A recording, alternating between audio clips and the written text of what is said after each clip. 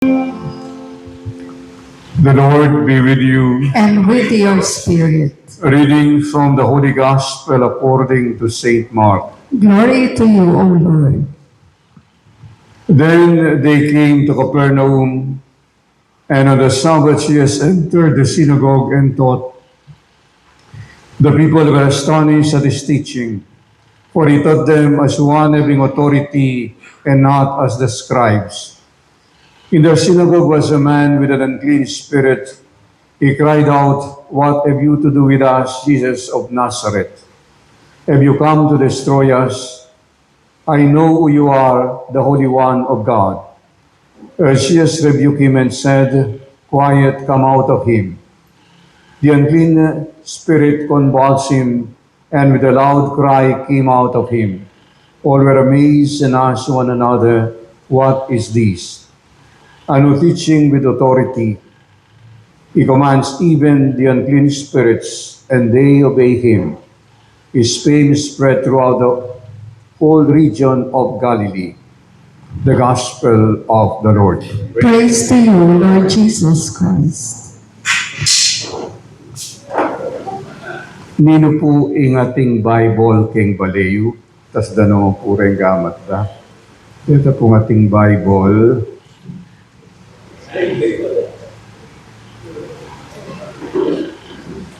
Okay, di nga liwa po wala lang Bible. Dito pong Bible king balayu, no pa rin na po.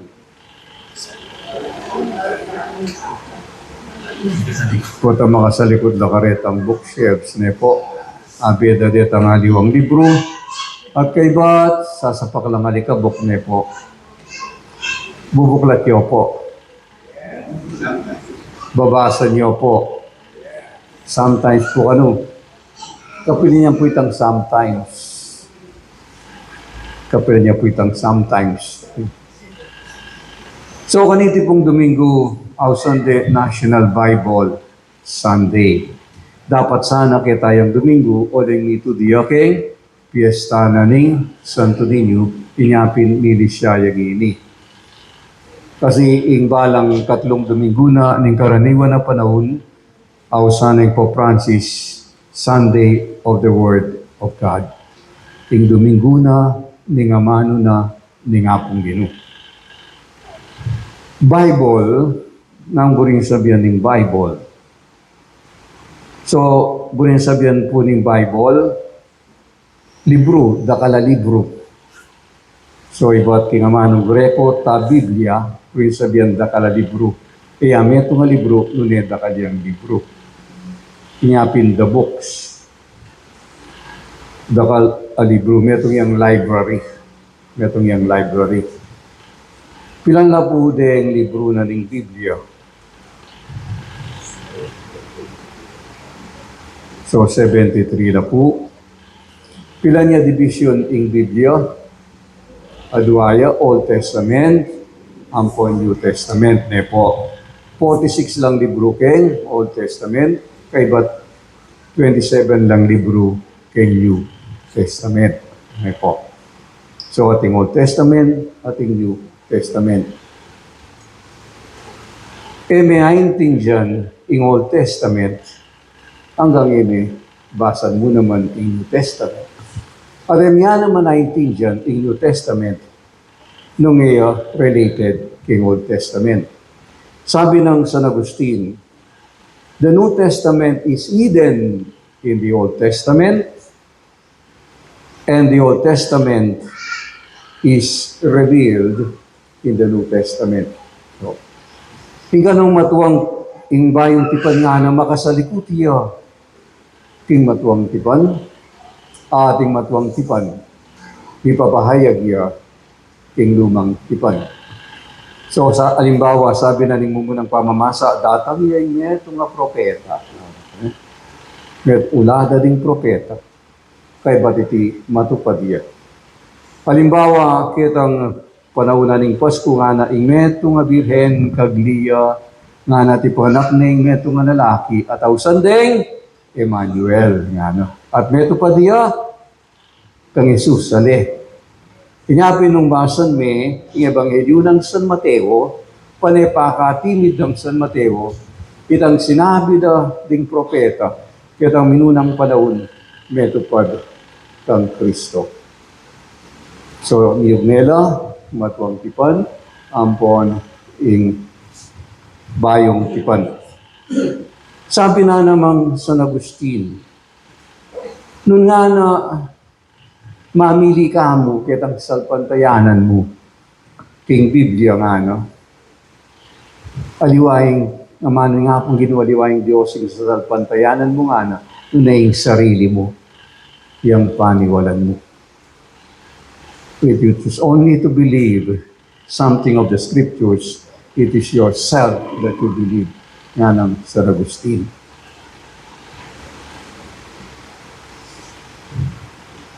Kitang kadwa ng sulat, Timoteo, chapter 3, verse 16 nga, no? All scripture is inspired by God, and it is useful for teaching, for reproof, for correction, for training in righteousness. So, mumunang dili nga na all scripture is inspired by God. Nanamburi ng sabihan niti, inspired by God. Potang mag-aral kay Biblia, ing mumunang diling tema o subject yapin, ausan da inspiration and inerrancy. Inspiration, puri ng sabihan, ing principal author na ning Biblia, ingapon Ginoo. Pero, ginamit na la, ingapon Ginoo ding tao, baan kanita itang buri ng sabihan, mipasyag, kingamano na ning tao. So, God is the principal author with the writer as the human collaborator. Inyapin king simple nga mano, nanuya iting Bible nato yung scriptures. The scriptures are the word of God in the language of man. So, ingamano na ni nga pong Ginoo, king lengguwahe na ning tao. Bakit? Baan kanita? Ay intindyane, masalese ning tao. Inyapin, migbabayo, ingamano na ning tao. Inyapin, ingapong Ginoo, Jesus, potang magsalita yo, ita nga intindihan na ding tao. Kasi dakalang pastol ketang panahon na, inyapin, ing lengguwahe da rin pastol ale. Ako'y maya pa pastol na. Dakalang ortelano ketang panahon na ba naintindihan da naning sabi na, menyal bag kung bini, ale, ing butol mustaso, siguro atin yang ikita bakery kanitang minunang panahon, inyapin nga na, itang lebadurang kebit na, ning meto nga babae, kitang maso, ale, kay ba't kanta megal saya, ale. Siguro, nung kikatang panahon, itang baking powder, siguro, gamitan, kitang lengguwahe na, ning tao, nga na inspired by God. Ineran siguro ni sabihan, alang mali, ega na gana usto ingatiyo, king Biblia, king amano na, ning apong Ginoo. Kay ba't nga na useful for teaching, iti nga na masanting niya gamitan niya king pamanuru.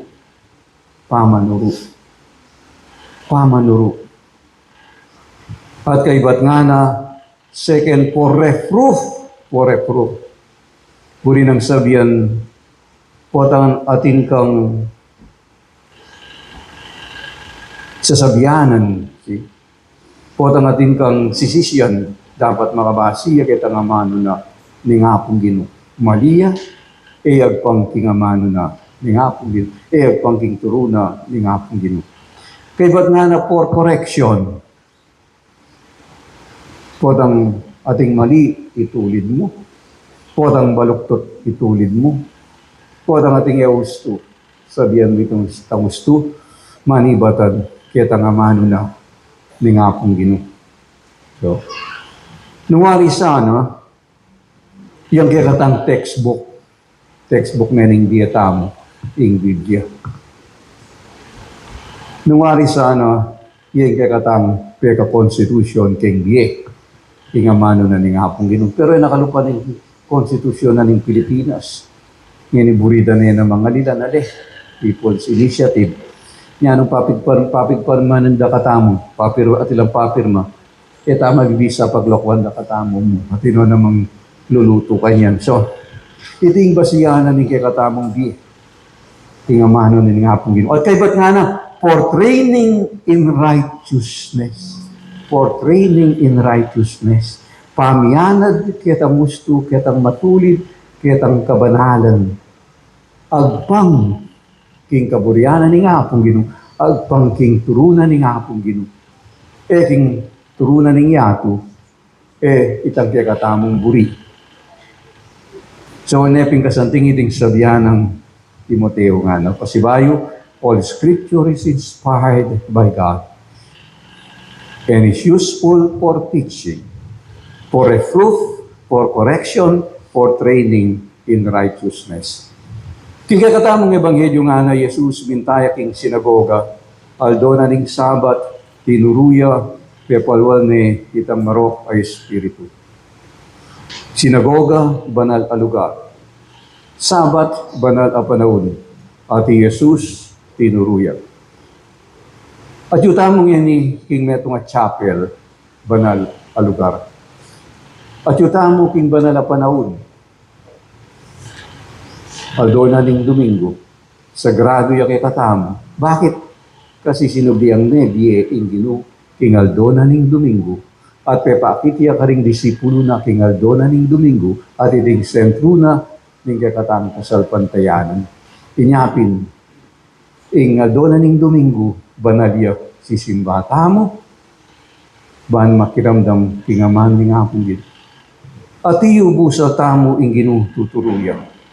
Kaya sabi na ni Ginoo king ebanghelyo ng San Mateo, where 2 or 3 are gathered in my name, there I am in their midst. Potang di nga dua o at lumitipon na king lagyo ko, ako at syuko busal da. At yung ikatamo busal tamong ini, ingapong Ginoo, tuturuyan. Kaya ba tinabi na laret ang marokay espiritu makanya naman, ingamano na ning hapong Ginoo, iyang pamanabi king marok. Pamanabi karing marok kay espiritu, king marok ka panugadi, king marok ka bisyo. No ka rin niya ing hapong Ginoo. Sabi na ng Constitution on the Sacred Liturgy, na when the scriptures are read in church, Christ is speaking to His people. Potangan ingamano na ning hapong Ginoo, mababasaya, kilog na ning liturhiya, kilog na ning misa. Kristo mismo, iya'y makipagsalita karing tao. Kristo mismo, yapin ing makipagsalita karing tao. Ingapin awsan tayo, the word of the Lord. Ingamano na ning hapong Ginoo. Kristo mismo, iya'y makipagsalita kay katao. Kapamilatana ni kayang amano. At iyo kingamano ng babasan ng tao. At iyo kinayukaristiyang tatanggapan tao. Nga na ng general instruction ng the Roman Missal, kapamilatana ng pamipahayag kingamano ng hapong Ginoo, apakiramdaman tamo, susulong tamo king kabiyasdan, wisdom. Kapamilatana ng sakramentong tatanggapan tamo, ipakakabisyan tamo, maging banal tamo. Kanya pinaduaya, daki, ingamano na ning hapong Ginoo, ampon, in sakramento. Hindi mo na mga aldo, yapin, ingaldo na ding lectors. Lectors, bakit? Kasi, ilang mamasa, ingamano na ning hapong Ginoo. Paparam ding boses da, ban kanitay Kristo, makapagsalitayo kay katamo. Kanya pinimportanti here, ing kasuywana ning metong elektor, uling kapamilatana, mirarasya ing amaning hapong Ginoo, karingaliwa, pagiramdaman tayo, ing amaning hapong Ginoo, makipagsalitayo, ing Ginoo, karingaliwa, kapamilatana, ning ministeryo o kasuywana ning metong elektor. So pasibay po iti ay Bible Sunday. Yung Bible, yung amano na, ning hapong Ginoo.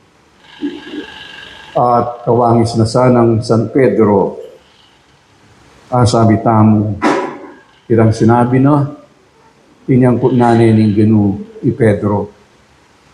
Inyang mamakola rin aliwa ng disipulo, nga nakang Pedro, bisa ka namang nako, buri mo ko namang lakwan.